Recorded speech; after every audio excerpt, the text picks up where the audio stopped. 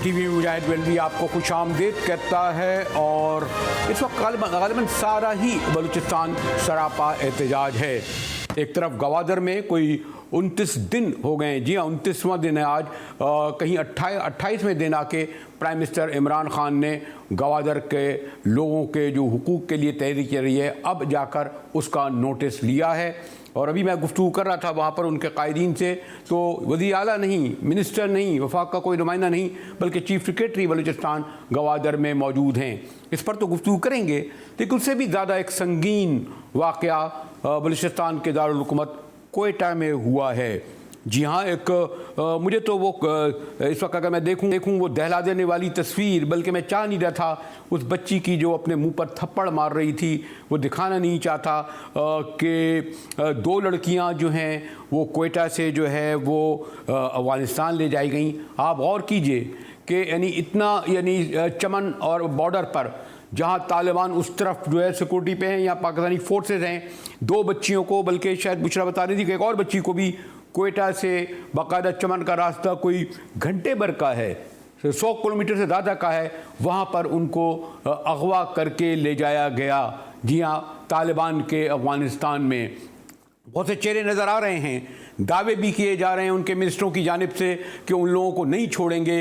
लेकिन मैंने कहा ना कि बलूचिस्तान के में जो बदकिस्मती से ये जो वाक़या सामने है, इसकी मैंने माजी में मिसाइल नहीं होती कि 2 बच्चियों को, जिनका एक ख़ास मैं जिक्र नहीं करना चाहता कि कोई तासुब की राय जिस जगह से है, उन्हें इतना फासला तय किया गया। और ये भी हैरत की बात है कि अब तक हमारे वज़ारत ख़ारजा के बाबुओं ने काबुल में बैठे हुए लोगों से गुफ्तगू नहीं करी।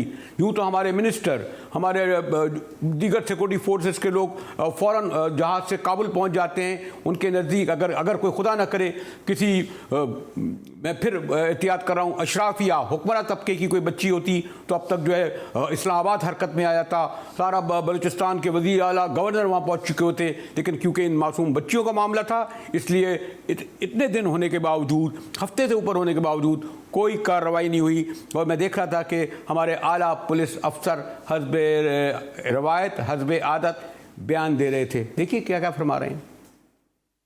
इस केस को सही खतूत पे हम आगे लेके जा रहे हैं। तमाम टेक्निकल एविडेंसेस हमारे पास आ रही हैं, वो हम कलेक्ट कर रहे हैं, और बाकी जो वाक़याती शहादतें हमारे पास इस केस में मिल रही हैं उनको हम लोग इकट्ठा कर रहे हैं। और इंशाअल्लाह ताला मैं आप तमाम को रीअश्योर करता हूँ कि इंशाअल्लाह ताला हमारी पूरी कोशिश है, और करके भी आपको दिखाएंगे कि हम एक स्ट्रॉन्ग केस बिल्टअप करेंगे, और जो कि अल्टीमेटली कोर्ट में जब जाएगी तो कन्विक्शन इसकी करवा के रहेंगे, और इसको हम लोग एक इबरत का निशान बनाएंगे ताकि किसी और को हिम्मत न हो कि फ्यूचर में जाके कोई खुदा न खास्ता इस तरह हमारी बच्चियों के साथ कोई ऐसी ज़्यादती करने का कोई सोच भी ले। जो लास्ट टाइम हमने चेक किया, कल शाम तक उन बच्चियों की लोकेशन काबुल में आ रही थी, तो इसलिए हम कोशिश करें उसको इंटरनेशनल लेवल पर भी इंशाअल्लाह ताला पूरी एफर्ट करेंगे उनको रिकवर करके। मैंने आपसे कहा ना कि हफ्ता हुए जब हमारे पुलिस के आला तरीन अफसर ये कह रहे हैं, तो उन ये भी तो बताते हैं ना कि कोई बॉर्डर जो है इतना ऐसा सख्त बॉर्डर, इतना हसास बॉर्डर, उस पर आपकी सिक्योरिटी, आपकी पुलिस वहाँ क्या हम कर रही थी। आम आदमी के तो आप यानी कपड़ों की क्या जिस्म की तलाशी शर्मनाक तौर पर लेते हैं, वो हमें नज़र नहीं आती। आपको कैमरे के सामने जो आते हैं आपको नज़र नहीं आती। लेकिन ये कैसे हुआ कि अभी तक किसी के खिलाफ कार्रवाई नहीं हुई। हमारे साथ ब्यूरो चीफ बुशरा मौजूद हैं। बुशरा, ये बताइए, पुलिस के तर्जुमान भी कह रहे हैं, वुज़रा भी बयान दे रहे हैं, अब तक क्या पेशरफ्त हुई है इस सिलसिले में बुशरा?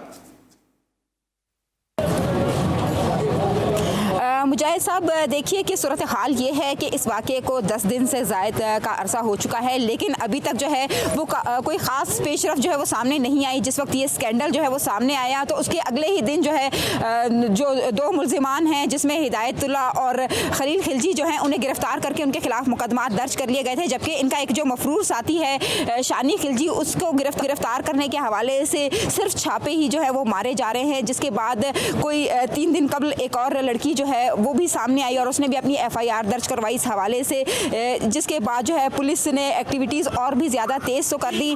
जो वीडियोज़ और जो बाकी चीज़ें उन्हें हिदायत खिलजी के घर से मिली थी उन्हें फ्रांसिक के लिए भिजवा दिया गया है लाहौर, लेकिन ताहाल फ्रांसिक की कोई भी रिपोर्ट अब तक सामने नहीं आई है। और मज़ीद तफ्तीश के हवाले से सिर्फ यही खबरें हैं कि हिदायत खिलजी और जो खलील खिलजी हैं उनका 14 रोज़ा रिमांड चल रहा है, जिससे मज़ीद जो लोगों की गिरफ्तारियां हैं या कौन कौन से हाथ जो है इस सारे मामले में मुलविस है वो तमाम जो है सामने आने की तवक्का है। लेकिन जो 2 लड़कियां इस वक्त जिनके बारे में बताया जा रहा है कि वो काबुल में हैं, उनकी हवालगी के हवाले से ताहाल जो है कोई खातिर खा इंतजाम नहीं सामने आए। गुज़िश्ता रोज़ भी जो है सूबाई वज़ीर दाखिला जो है उनकी जानिब से जब प्रेस कॉन्फ्रेंस की गई तो उन्होंने प्रेस कॉन्फ्रेंस में यही बताया कि वफाक के जो नुमाइंदे हैं वो इस वक्त अफगान गवर्नमेंट के साथ राब्ते में तो हैं, लेकिन ताहाल लड़कियां कहाँ हैं ये ट्रेस आउट नहीं हो सका है। और जब तक ये ट्रेस आउट नहीं होता कोई भी जो सूरत हाल है वो सामने नहीं आ सकती। जबकि जो लड़कियों की वालदा हैं उन्होंने भी जब इन दोनों मुल्जिमान के खिलाफ FIR दर्ज करवाई तो उस दिन के बाद से जो इन दोनों लड़कियों की वालदा हैं उनका भी ताहाल पता नहीं चल सका है। इस हवाले से जब हमने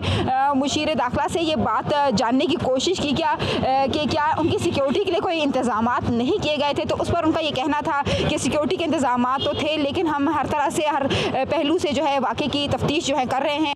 मुझे एक तो आप यकीनन उस इलाके में तो आमदरफ्त होती है, मेरा भी आना जाना होता है, और ख़ास तौर पर जब से तालिबान वहाँ पर आए हैं तो आपको इल्म है ये बड़ा बॉर्डर हसास है। यहाँ पर आपने देखा होगा कि उस तरफ और इस तरफ आने जाने वालों की जिस तरह तलाशी ली जाती है, अव्वल तो आने जाने में बड़ा कदगन था, लेकिन बाकायदा 2 बच्चियों को या आप कह रहे हैं एक और को भी अगवा करके जिन मुल्ज़मान का नाम ले रहे हैं वो बॉर्डर पे ले जाना, यानी कोई सॉरी टू से मुझे समझ में नहीं आ रहा कि क्या बख्तरबंद गाड़ियों में उन्हें ले गए होंगे, किस तरह बेहोश करके किस तरह ले गए होंगे।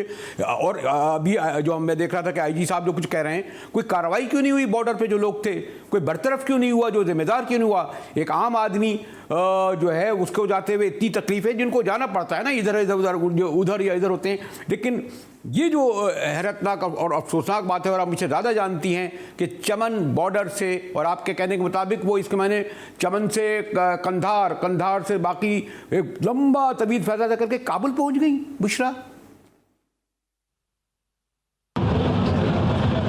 बिल्कुल, देखें जिस तरह से हुकूमत की जानिब से दावे किए जाते हैं कि बॉर्डर्स पे सिक्योरिटी जो है वो इंतहाई सख्त कर दी गई है, ना सिर्फ ये कि वहाँ पर बॉर्डर्स से लोग जो हैं वो अंदर आ सकते हैं ना बाहर जा सकते हैं, तो ऐसी सूरत हाल में 2 लड़कियाँ किस तरह से काबुल गईं ये हुकूमत की कारकर्दगी पर जो है सवालिया निशान है। लेकिन ताहाल जो है इस हवाले से मुशीर दाखिला बताते हुए कासिर हैं और उनका यही कहना है कि वो हर पहलू को देख रहे हैं कि कहीं सिक्योरिटी के कोई ऐसे बीच में तो नहीं थे कि जिसकी वजह से ये लड़कियाँ जो हैं उन्हें बड़ी आसानी से किसी और मुल्क में जो है वो मुंतकिल कर दिया गया है। हर हवाले से जो है इस वक्त तहकीकात का सिलसिला तो शुरू कर दिया गया है, लेकिन ताहाल जो है अभी तक किसी भी नतीजे पर नहीं पहुंच सके हैं। इंतज़ार किया जा रहा है कि फोरेंसिक लैब से पहले तो जो वीडियोज़ हैं, जो मोबाइल हैं, जो लैपटॉप हैं, उनकी रिपोर्ट सामने आ जाए, उसके बाद जो मफरूर एक मुलजिम है शानी खिलजी वो भी पकड़ा जाए, और उसके बाद ही जो है अफगान हुकूमत वो क्या बताती है, क्या लड़कियाँ जो हैं वो वाकई में काबुल में मौजूद हैं। क्योंकि DIG पुलिस की जब प्रेस कॉन्फ्रेंस थी तो उसमें भी उन्होंने यही बताया था कि लड़कियों की आखिरी कॉल जो ट्रेस हुई है वो काबुल से हुई है, लेकिन फिलहाल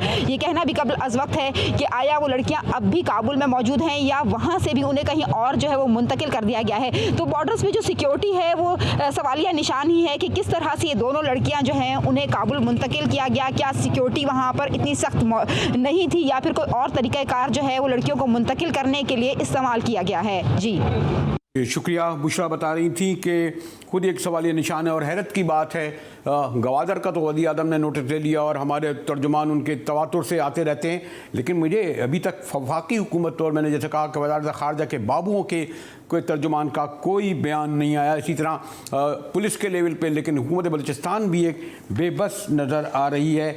ऐसे ही जैसे आज 29वां दिन है, जी 29वां दिन है गवादर में, और 100 नहीं, 200 नहीं, 1000, 10,000 नहीं, बल्कि एक वक्त ऐसा आया कि 1 लाख के करीब गवादर जैसे शहर में तमाम मकरान से लोग जमा हुए और इतना तवील जुलूस निकला कि ये जो आप यहाँ बैठे हुए जो आप PDM की पार्टियों के चंद हज़ार के जलसों पर तो तमाम स्क्रीनें आ जाती हैं, तमाम कैमरे आ जाते हैं, लाइव आ जाता है, लेकिन इनकी कवरेज अब जाके हुई है जब ये जो है आतिशफशां जो है फटने के करीब था। ये सीपेक के पस मंज़र में देखें तो गवादर कितना हसास है, कितना बड़ा इन्वेस्टमेंट है अरबों डॉलर का, और हमारी हुकूमत बलूचिस्तान के वज़ीर आला वो अभी तक नहीं पहुँचे, उनके वज़रा एक मीटिंग करके नहीं आए। प्राइम मिनिस्टर ने 28वें दिन जाकर कहीं इसका नोटिस लिया, और फवाद चौधरी साहब को भी तर्जुमान हुकूमत पाकिस्तान, जो एक मरियम बीबी का बयान आ जाए, किसी बिलावल का बयान आ जाए, हर बयान पे वो शहजाद गिल, मैं नाम लेना नहीं चाहता था, हर वक्त मौजूद होते हैं सुबह से शाम तक। और गवादर के इतने हसास मौजू पर, और इसी तरह मैंने कोयटा पे इनको सॉरी टू से इससे ज़्यादा मैं नहीं कहूँगा, लेकिन देखिए हमारे फवाद चौधरी साहब क्या फरमा रहे थे गवादर के हवाले से कि वज़ीर आज़म ने नोटिस लिया है। क्या नोटिस लिया है? मौजूदा हुकूमत है वो इन मसाइल के हल के लिए बड़ी आगे तक जाने को तैयार है। इस सिलसिले में प्राइम मिनिस्टर साहब ने कल तमाम जो मुतल्लिका इदारे हैं, लोग हैं, बलूचिस्तान की हुकूमत है, उनसे बातचीत की है, और इस हफ्ते इंशाल्लाह हम इसके ऊपर एक बड़ा कम्प्रिहेंसिव, पहले भी इसके ऊपर जो साउदर्न बलूचिस्तान पैकेज है, बड़ा कम्प्रिहेंसिव पैकेज है, वो लेके हम आए हैं, और इसके एग्जीक्यूशन में जो मसाइल हैं हम उनको भी दूर करेंगे। और ज़्यादातर जो मसाइल हैं वो जो मुकामी जो हमारे वहाँ के लोगों के मसाइल हैं वो बलूचिस्तान हुकूमत के भी मुतल्लिक हैं, हमने उनसे भी बात की है, और हम वसाइल बलूचिस्तान को पूरे देंगे, और इंशाल्लाह ये मसले जो हैं वो ज़रूर जो है वो हम हल करेंगे। और इस तहरीक की क़यादत पिछले 29 दिन से कर रहे हैं, ताल्लुक़ जमात इस्लामी से है, लेकिन तमाम ही सियासी पार्टियाँ इस गवादर हुकूक दो तहरीक के साथ हैं। उनके जमात इस्लामी के सेक्रेटरी जनरल हैं मौलाना हिदायतुल्लाह बलोच साहब। मौलाना साहब, मुझे इल्म है कि आप बहुत मसरूफ़ हैं और आपसे रब्ता भी ज़रा करना मुश्किल में हो रहा है, तो ये जो हुकूमत बलूचिस्तान की जानिब से ख़ासतौर पर जो उनके मिनिस्टर कह रहे हैं, कोई कह रहे हैं 26 में से 19 मुतालबात हो गए हैं, फिर वज़ीर आज़म ने भी नोटिस लिया है, उनके तर्जमान फवाद चौधरी साहब भी अभी आकर कह रहे थे वैसे तो बलूचिस्तान गवर्नमेंट को चाहिए, लेकिन वो भी तवज्जो दे रहे हैं। तो आप ये बताइए कि ये जो कह रहे हैं कि आपके इतने मुतालबात मान लिए गए, इतने रह गए हैं, क्या असल सूरत हाल है मौलाना साहब? ये तो सूबाई हुकूमत झूठ बोल रही है, तो कोई मुतालबात तस्लीम तो करते हैं, कबूल करते हैं, लेकिन प्रैक्टिकल नहीं है। प्रैक्टिकल तौर पर नजर आनी चाहिए। सिर्फ कागजी कार्रवाई से तो काम नहीं चलेगा, और सिर्फ घी पे तो काम भी नहीं चलेगा जब तक प्रैक्टिकल ग्राउंड में मौजूद ना हो। लेकिन मतलब ये जो कहा जा रहा है कि ठीक है, वज़ीर आला बलूचिस्तान नहीं आए, गालिबन उनको नुमाइंदे भी आए हैं, प्राइम मिनिस्टर ने भी नोटिस लिया है, तवातुर से कह रहे हैं, और ख़ासतौर कहा जा रहा है कि जी कुछ जो चेक पोस्टें हैं वो हटा ली गई हैं बॉर्डर से, जो बहुत बड़ा मुतालबा था आपका मौलाना साहब। देखे बुनियादी मुतालबा हमारा ट्रॉलर माफिया है, और ट्रॉलर माफिया अब तक मौजूद है, बॉर्डर उसी तरह बंद है, और चेक पोस्टें जो शायरा जंगलों में मेन शायराओं पे थी, ठीक है वो तो हटा दी है। 70 चेक पोस्टें मुख्तलिफ मकामा जो शायरों कोस्टल हाईवे पे या क्वेटा सीपेक रोड पे तो थी, वो हटा दी गई है। बिल्कुल दुरुस्त है, हम इसको अप्रिशिएट करते हैं, लेकिन शहरी इलाकों में मतलब स्कूलों में, हॉस्पिटल में, तफरीह मकामात में, और इसी तरह शहरी इलाकों में मौजूद है, वो नहीं हटा। उनकी फहरिस्त हमने दी है कि इससे लोग तंग हैं, जो हटा दिए हैं इसको हम तायद भी करते हैं, अप्रिशिएट भी करते हैं। मौलाना साहब ये कह रहे थे कि जो चेक पोस्टें जिनकी तादाद 70 है वो हटा ली गई हैं हुकूमत की जानिब से, इसको वो अप्रिशिएट करते हैं, लेकिन उनका कहना है कि ये बॉर्डर के एरिया से हटाई गई, लेकिन शहरी इलाकों से हटाई नहीं गई। दूसरे जो सबसे ज़्यादा अहम मुतालबा जो तवातुर से वो जो कह रहे हैं वो ट्रॉलर का है, यानी सिंध से और दीगर इलाकों से वहाँ ट्रॉलर आते हैं, वो जिनकी तादाद हज़ारों में है, और ये ट्रैवल इतने मॉडर्न है कि वो जो बेचारे आम जो मछेरे हैं, जो माहीगीर हैं गवादर के, जो सदियों से यहाँ पर काम कर रहे हैं, वो कहते हैं जी हम मुश्किल में दिन में 2, 4, 5, 6 जो है मछलियाँ शिकार कर पाते हैं, झींगा, और ये ट्रॉलर जो है घंटों में सैकड़ों की तादाद में करोड़ों की मछलियाँ और झींगे लेकर यहाँ से चले जाते हैं, और जिसके सबब आज वो जो है इतनी बड़ी तादाद में आप देख रहे हैं कि लोग निकल कर आए हैं। प्राइम मिनिस्टर ने नोटिस तो ले लिया है, लेकिन प्राइम मिनिस्टर ये जो लाहौर, कराची, नौशेरा अपने सूबों में हर दूसरे दिन मौजूद होते हैं, उन्हें चाहिए गवादर भी उनका बहरहाल पाकिस्तान का हिस्सा है, और ख़ास तौर पर सीपेक के हवाले से सबसे अहम, सबसे हसास है। खुदा न करे वो फोर्सेस जो पहले ही सीपेक के ख़िलाफ़ हैं इसमें इन्फ्लिक्ट कर दें और उनके पास ज़राए बहुत हैं, वसाइल बहुत हैं। अगर वो इसमें पेनिट्रेट कर गए तो ये एक बहुत खौफनाक पाकिस्तान की रियासत के लिए धचका होगा। मुझे को इजाज़त दीजिए कि एक और जनाब एक बार फिर अफ़गानिस्तान से जो पाकिस्तानी तालिबान जेलों से रिहा हुए, उन्होंने सीज़ फायर ख़त्म की, पाकिस्तान पर हमले शुरू करे। और ये जो फिर एक बार कहूँगा, हमारे वज़ारत ख़ारजा के बाबू, हमारे ख़ास तौर पर वज़ीर ख़ारजा और दीगर जो फैसिलिटेट कर रहे थे, खुराक भिजवा रहे थे, आटा भिजवा रहे थे, ट्रांसपोर्ट दे रहे थे, रास्ते खोल रहे थे, उन्हें ये नज़र नहीं आया कि इसी रास्ते तालिबान ने हमारे सिक्योरिटी फोर्सेस के लोगों को शहीद किया। पोलियो वर्कर बेचारी मासूम, उनको शहीद किया। इस पर गुफ्तगू करेंगे, ब्रेक के बाद हमारे साथ रहिएगा।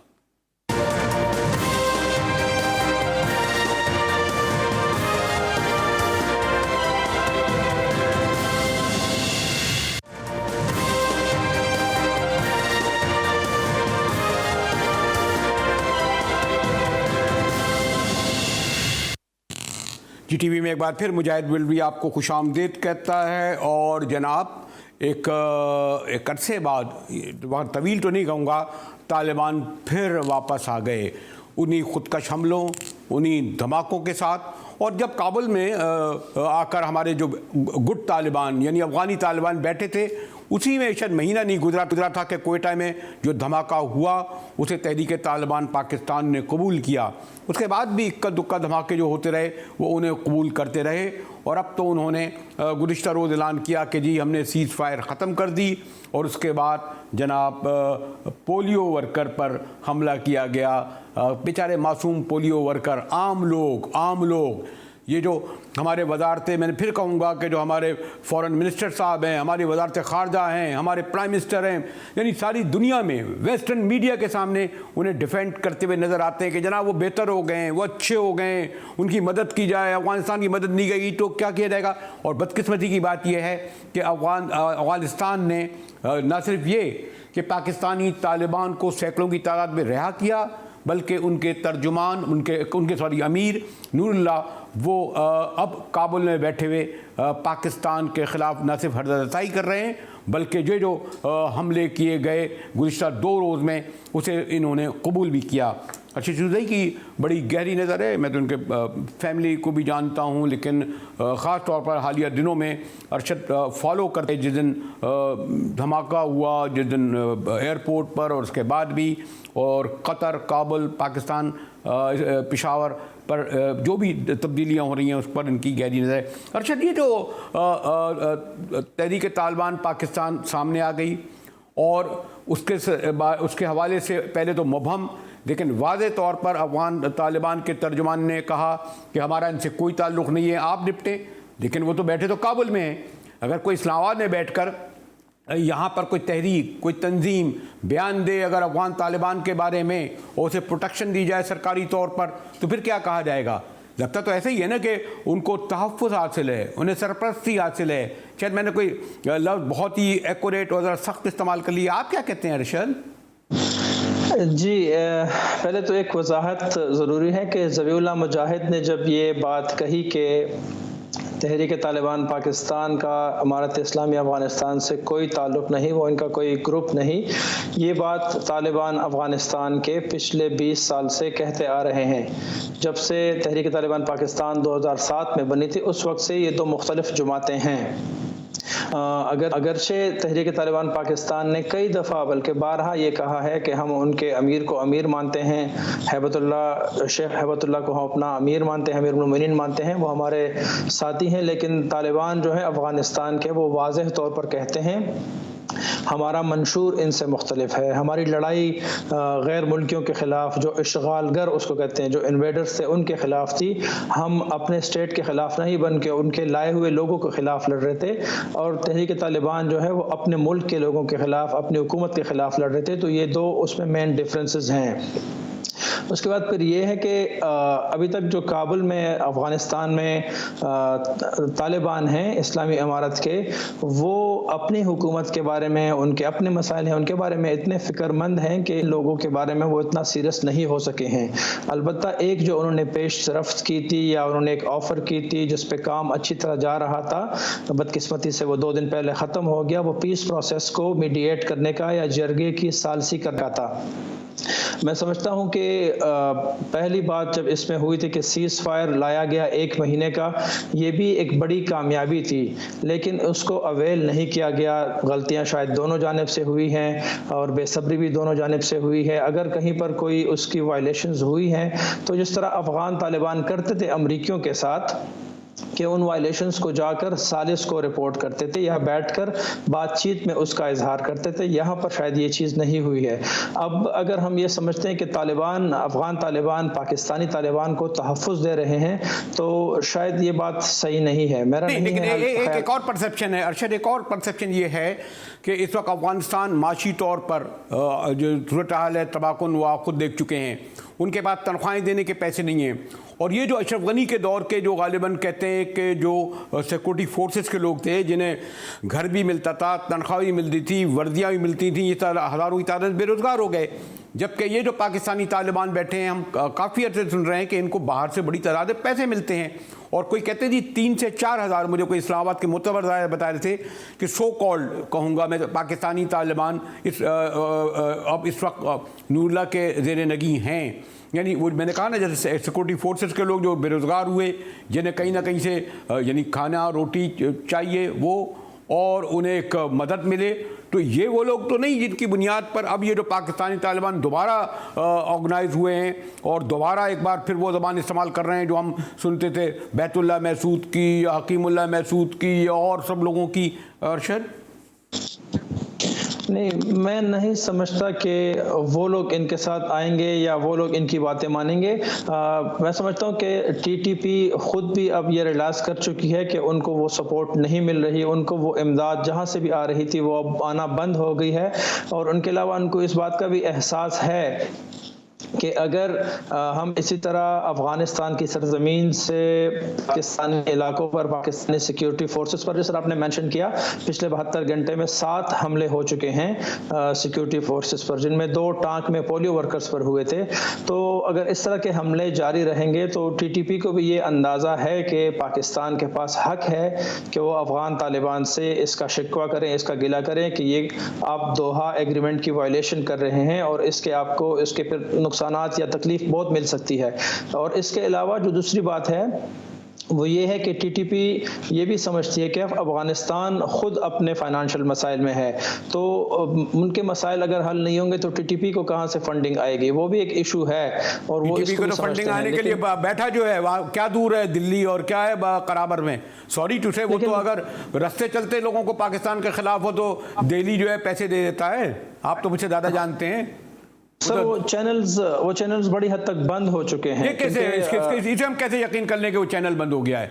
हिंदुस्तान तो हर जगह वहाँ डालेगा जहाँ पाकिस्तान पर हमला होगा।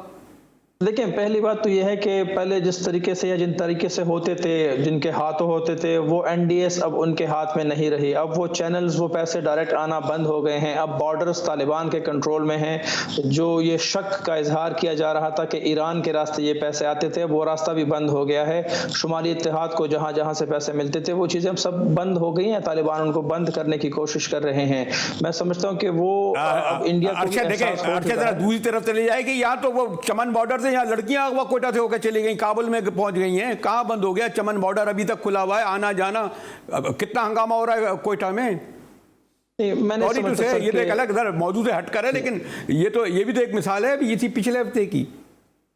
मेरे ख्याल में जो बॉर्डर पर पाकिस्तानी साइड से अब स्क्रूटनी है, जो यहाँ पर से हालात टाइट हुए हैं, उसी तरह तालिबान ने भी अपनी तरफ से हालात टाइट किए हैं। अगर इक्का दुक्का वाकयात फेंस को तोड़कर या कहीं से चोरी छुपे होते हैं तो वो तो 2450 किलोमीटर बॉर्डर को कवर करना ना अफगान तालिबान के लिए पॉसिबल है ना पाकिस्तान के लिए। लेकिन पैसे का इस तरह आसानी से आना बहुत मुश्किल हो गया है। मैं एक आखिरी अगर आपसे सवाल ये कर लूँ कि अभी तक हमारा सॉरी टू से मैं तो अपोलोजेटिक रवैया है। प्राइम मिनिस्टर इमरान खान हो, हमारे वज़ारत ख़ारजा के बाबू हों, और अब हम 5 अरब रुपए शायद हमने इमदाद दी, और भी यानी हम उनको फैसिलिटेट कर रहे हैं, वैसे कह रहे हैं मदद करो कि यहाँ अफगानिस्तान में हो गया।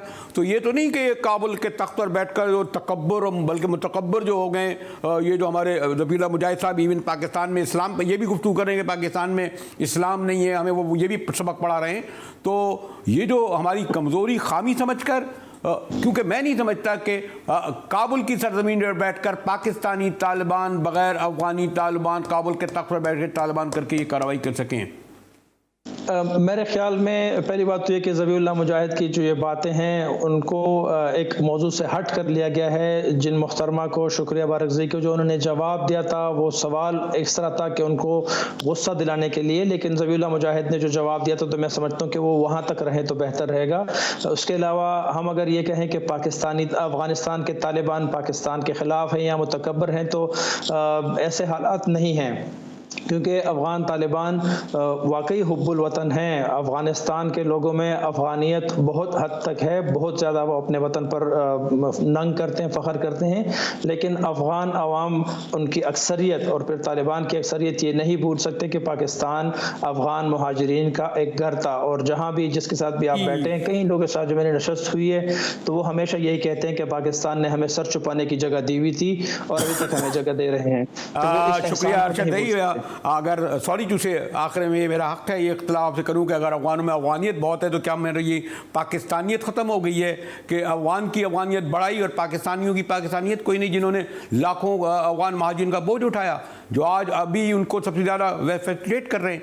इस पर गुफ्तगू करेंगे खैर ब्रेक के बाद कि जनरल अमजद शोएब हमारे पास होंगे, हमारे साथ रहिएगा।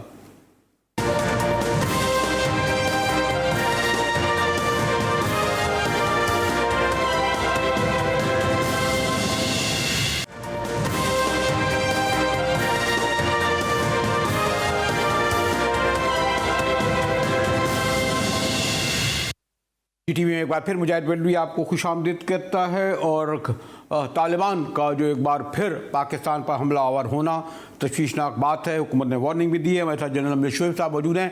जनरल साहब, ये जो काबुल में बैठे हुई हुकूमत थी, क्या इनकी मर्जी व मंशा के बगैर एक बार फिर पाकिस्तानी तालिबान इस तरह पाकिस्तान पर हमला आवर हो सकते थे? जनरल साहब। बिस्मिल्लाहिर्रहमानिर्रहीम। देखिए मुजाहिद साहब, एक बात ज़हन में रखिए कि इनका आपस में बड़ा गहरा ताल्लुक है। यहाँ पे जब नॉर्थ वज़ीरिस्तान हमने क्लियर नहीं किया हुआ था ज़रबे से पहले, तो अफगान तालिबान यहाँ से जंग लड़ते थे पाकिस्तान की सरजमीन नॉर्थ वज़ीरिस्तान से, और टीटीपी वहाँ पे उनको कभी कुछ कहती नहीं थी, बल्कि उनकी एक तरह से उनकी मुहाफिज थी। अब जब हमने ऑपरेशन किया, ये सारे दूसरी तरफ चले गए, तो अब अफगान तालिबान जो हैं वो असूली तौर पे, अखलाकी तौर पे वो उनके मशहूर हैं कि उस जमाने में उन्होंने मदद की, आज वो उनको मदद कर रहे हैं। दूसरा इशू ये है कि ये 3-4 हज़ार आदमियों की एक ग्रोह है उसका, जो नूर वली लेके फिर रहा है। नूर वली बिल्कुल सिफर हो जाए अगर उसको पैसे ना कहीं से मिले। ये लोग जिनको उससे हुआ है वो उससे पैसे लेते हैं, मंथली उनको तनख्वाहें मिलती है, एक फौज की तरह रखी होती है, और ये मिलते हैं उनको बाहर से, भारत वगैरह देता था। आज अगर ये टेररिज्म बंद कर दें तो ये बेकार हो जाएंगे, बेरोजगार हो जाएंगे, और बाहर से कोई पैसा नहीं इनको देगा, कोई इनसे मोहब्बत नहीं है, ये मर्सनरीज है उनको इस्तेमाल करना। तो हमें ये ज़हन में पहली बात रखनी चाहिए कि ये इनकी सर्वाइवल का मसला है। ये आपसे ऐसे मुतालबात, ऐसी चीजें आपसे मांगेंगे जो आप पूरी नहीं कर सकेंगे, और फिर कहेंगे कि जी पाकिस्तान ने हमारे मुतालबात नहीं माने, हम क्या करें। ठीक, तो ये गेम है। दूसरी तरफ अफगान तालिबान का ये है कि अफगान तालिबान चूंकि मैंने जैसे कहा कि इनकी एक आपस में रवाबत है, ताल्लुक है, तो वो हमें मशवरा दे रहे हैं कि जनाब आप इनके मुतालबात पे गौर करें। दूसरी तरफ तालिबान टीटीपी को कह रहे हैं कि भाई आप भी जरा अमन की तरफ जाएं। ये कहने की बातें नहीं है, ये करने की बातें नहीं है। अफगान तालिबान ने एक एग्रीमेंट के जरिए दुनिया को ये बावर कराया था कि उनकी सरजमीन इस्तेमाल नहीं हो किसी के खिलाफ दहशतगर्दी के। तो ये तो उनकी जिम्मेदारी है कि उनको खत्म करें। ये क्यों नहीं करते? अगर जनरल साहब अगर ये जो आप जो बता रहे हैं जनरल साहब, सॉरी टू इंटरप्ट यू, लेकिन क्या ये मुस्तकबिल में कोई बहुत बड़ा खतरा बन सकते हैं? जिस तरीके से माजी में इन्होंने हमारे 60,000 शहरियों को मारा, इमलाक की ईंट बजा दी, सिक्योरिटी फोर्सेस के साथ मारे, जनरल साहब? मेरा ख्याल है कि वो मुखलिस है ही नहीं इस काम में। अच्छा, देखिए असल चीज ये है कि दहशतगर्दी करनी हो तो उसके लिए 10 लोग भी काफी होते हैं। ये तो कहा जाता है कि 3,000 के करीब हैं, लेकिन दहशतगर्दी करनी हो तो 10 लोग भी काफी हैं। वो धमाके 10 कर दें तो आप हिल जाएंगे। ये प्रॉब्लम तो है, लेकिन मैं जिस तरफ आपको लाना चाहता हूँ वो ये खतरा हमें क्या है।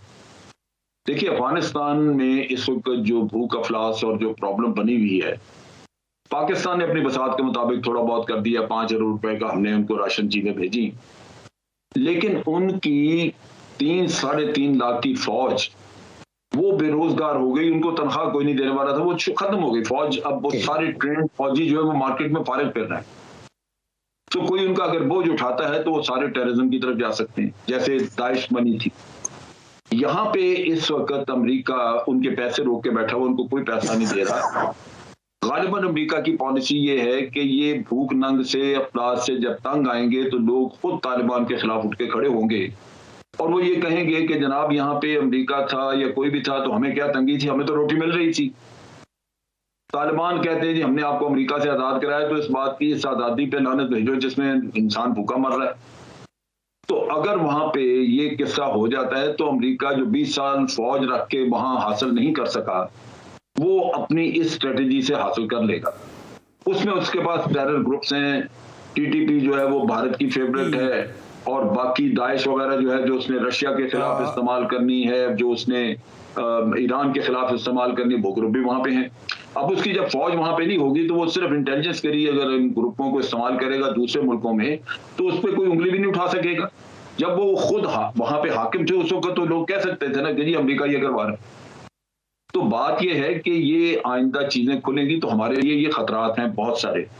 हम जो टीटीपी को हेल्प कर रहे हैं, ये अफगान तालिबान को हेल्प कर रहे हैं और जो कुछ कर रहे हैं, उसकी वजह यही है कि हम चाहते हैं कि यहाँ पे ये सिचुएशन ना आए जहां पे अफगान तालिबान को उनके अपने लोग उठा के बाहर मारें और फिर वहां पे वही पुराना खेल शुरू हो जाए जो पाकिस्तान 20 साल लड़ता रहा है। तो ये वो इशू है जिसकी वजह से हम थोड़ा अफगान तालिबान की भी बात सुन लेते हैं, लेकिन भारसूरत उनसे इस मौजू पे सख्ती से जरा बात होनी चाहिए। उनको कन्फ्रंट करना चाहिए कि देखें आपकी हमायत या आपकी रजामंदी के बगैर वो यूं नहीं कर सकते, आप थोड़ा सख्ती करेंगे तो वो उनको समझ आएगी। लेकिन वही मसला है कि किसी को उनका खर्चा उठाना होगा, जो इतने 2,500-3 हज़ार लोग लेके वो फिर रहे हैं बेरोजगार हुए तो आपके लिए मुसीबत बन जाएंगे, वरना वो बाहर से पैसे लेके फिर काम यही करेंगे।